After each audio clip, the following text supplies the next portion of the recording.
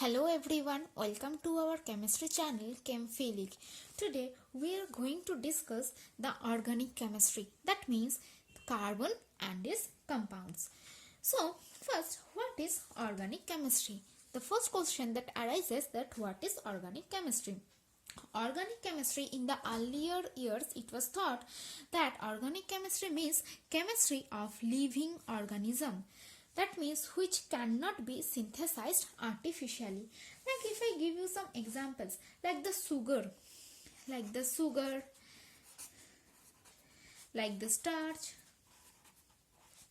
like the proteins. First it was thought that it cannot, these compounds we can get only from plants and from animal body. This cannot be synthesized artificially in the laboratory. As because these compounds we can only get in organic compounds, that is why the chemistry of these compounds were known to as organic chemistry. It was known as the vital force theory. This theory was known as the vital force theory. But the vital force theory of organic compounds was soon discarded when in 1928 one German scientist Friedrich Holler showed that it was possible to obtain some organic compounds from inorganic compounds. And how? Holler did one experiment. He took NH4CNO, that means ammonium cyanide, and he heated it. And what he got is that the compound urea. Urea is CO NH2 whole 2. Now don't you think that urea, this one is an organic compound? Yes, of course this is an organic compound, because we can get urea in the living organism, like in the urine of human beings this urea is present. Also in blood some very small percentage of urea is present. So ammonium cyanide, this one is an inorganic compound, and upon heating it will produce the organic compound, that is the urea. So thus the vital force theory was discarded, that now from inorganic compound we can also prepare some organic compounds. So nowadays the organic chemistry means the chemistry of carbon compounds. Nowadays the organic chemistry means the chemistry of carbon compounds. Now, what are some important characteristics of organic compounds? First, they dissolve in organic solvent. Okay, now they dissolve in organic solvent. What are organic solvent? Like the alcohol, like the benzene, but they will not be soluble in water. Next, they will decompose easily upon thermal decomposition. Okay, they will decompose easily upon heating. Next, they will form covalent bond. They are non-electrolyte. Now what is meant by non-electrolyte? That means they will not conduct electricity. They are inflammable. That means they will catch fire easily. And last one is the isomerism. So this isomerism part we will discuss later. Okay. Now move to the another part. Just now I have mentioned you, nowadays organic chemistry means the chemistry of carbon compounds. That means this type of compounds must contain the carbon. Okay. So what is the speciality of carbon compounds? We only study with this 118 elements in inorganic chemistry. But in organic chemistry, there is a special branch. There is a huge branch of chemistry itself, that is the organic chemistry, which will deal with the carbon compounds only. So there is such a vastness. Nowadays, 5 million compounds of carbon are available, and the number is still increasing. Now, why? Why carbon can form such a variety of compounds? First, the reason is that there are two reasons. First one is the tetravalency of carbon. Tetravalency of carbon. Now what is meant by the tetra? Tetra means 4. Okay. And the next one is the catenation property. Next one is the catenation. Now what is tetravalency? You know that for carbon the atomic number is 6. So the electronic configuration is 2, 4. Now what you can see, that in the last shell 4 electrons are present. That means what carbon can do? You may think, okay, 4 electrons are there, so carbon can lose 4 electron. Good. If carbon loses 4 electron, then what will happen? It will be C4 plus. but this is not possible. Okay, losing a 4 electron for carbon is not possible because the nuclear charge is too high for carbon. Now you may think then carbon will gain 4 electron, then the total electron count will be 10 and it will be stable. Okay, then if carbon gains 4 electron, then it will be C4 minus. But again this is not possible because of the smaller size of carbon. If it gains 4 more electrons, then there will be a strong inter-electronic repulsion. So the system will be destabilized. So what is the only way out? Yes, that is that carbon can share these 4 electrons. Share 4 electrons. So the valency is 4. Okay, because valency means losing, gaining or sharing of electrons. Carbon cannot lose this 4 electron, not only neither it can gain 4 electrons, but it can share its 4 electrons. That is why the valency of carbon is 4, which is known as the tetravalency. Now sharing of electron means, sharing of electron means carbon will form covalent bond. Okay, carbon will form covalent bond, but keep in mind one thing, that carbon will form covalent bond not only with carbon. It can form covalent bond with another carbon, with nitrogen, with oxygen, with sulfur, with any halogens like chlorine, bromine, iodine. Okay, and the bonds is very strong. Why the bonds, these covalent bonds between carbon to another carbon, nitrogen, oxygen or sulfur, this is so strong? Because of the small size of carbon. Because of the small size of carbon. Okay, if the sizes are small, then what happens? Then the bond will be strong. That is why the covalent bond that carbon will form with another atom, that will be very strong in nature. Okay, and the next important point is the catenation. Now what is meant by the catenation? Next term is the catenation.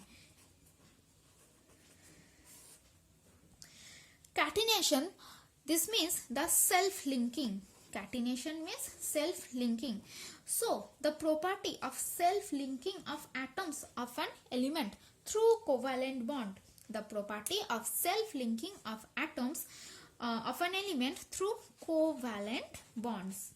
Okay, this is known as the catenation. Now carbon can exhibit this self-linking property or the catenation property.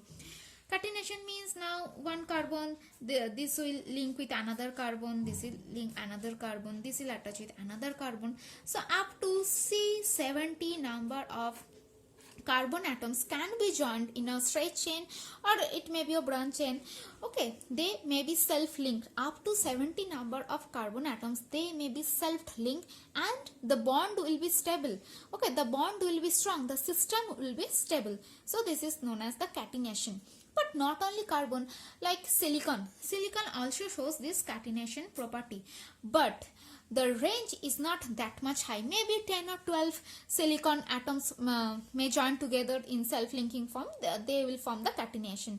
But not at this range of C60 or C70.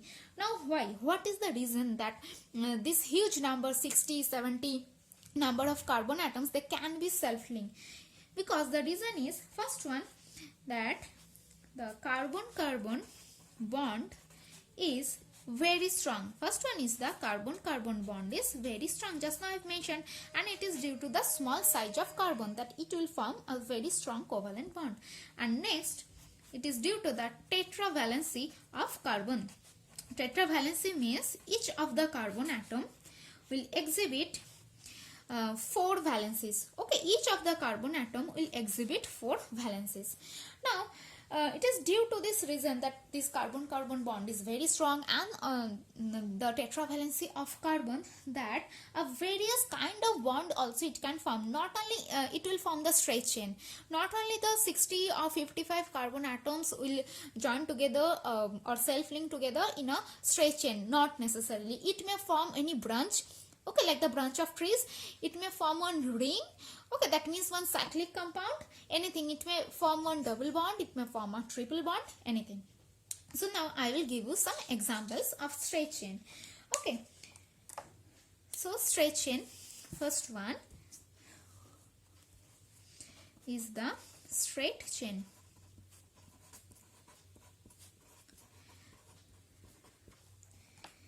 all the carbon atoms, they will be linked together in a straight chain this way. Okay, this can be continued up to C70. Just now I have mentioned. Next one is the branched chain. That means there will be a branching. Okay, that one is the branched chain.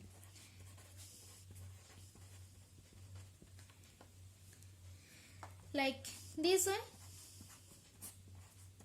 Suppose at this carbon there will be a branching. That means this at this carbon there will be a branching. This carbon will linked to another carbon. Okay, again the valency for all this carbon atom is 4. So this is the branched chain. Another one is the cyclic or closed chain. Okay, cyclic or closed chain. Like how? One carbon valency 4, so 1, 2, 3, 4. Here another 2 carbon atoms are there. This carbon is attached with another carbon. So this way. Okay, if you count, you will observe that the valence of all the carbon atoms are 4. Like for this carbon 1, 2, 3, 4. For this carbon atom 1, 2, 3, 4. For all the carbon atoms the tetravalency must be fulfilled. Okay, but it will form a cyclic structure or the cyclic chain. Like it can form the double bond. Okay, it can form the double bond also. Like if I write that C double bonded C, and this is the tetravalency of carbon. Okay, so for this carbon the valency is 4, 1, 2, 3, 4, and same for this carbon also. But not only with another carbon, carbon can form double bond with another atoms also, or another elements also, like C double bonded O. Understand? It may form double bond with carbon as well as with oxygen. Like it may form triple bond. If I give you the example of triple bond, carbon will form triple bond with another carbon. Triple bond, and this is the rest of a valency. Not only carbon will form triple bond with carbon, it can form triple bond with another element, that is with nitrogen also. Understand? So it is due to this presence of these different kinds of catenation or different types of chains, like the straight chain, branch, closed chain. Not only single bond, it can form double bond, it can form triple bond. A huge number of carbon compounds can be formed.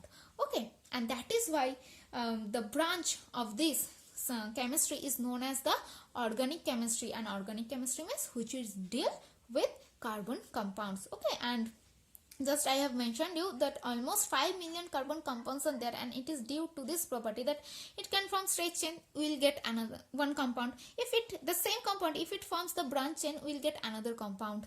Okay, and if it forms the cyclic chain, then we will get another compound. This way it will continue. Okay, so hope you have enjoyed the class, and if you think that this is useful, then please like, share and subscribe, and don't forget to press the bell icon to get further notification. Thank you.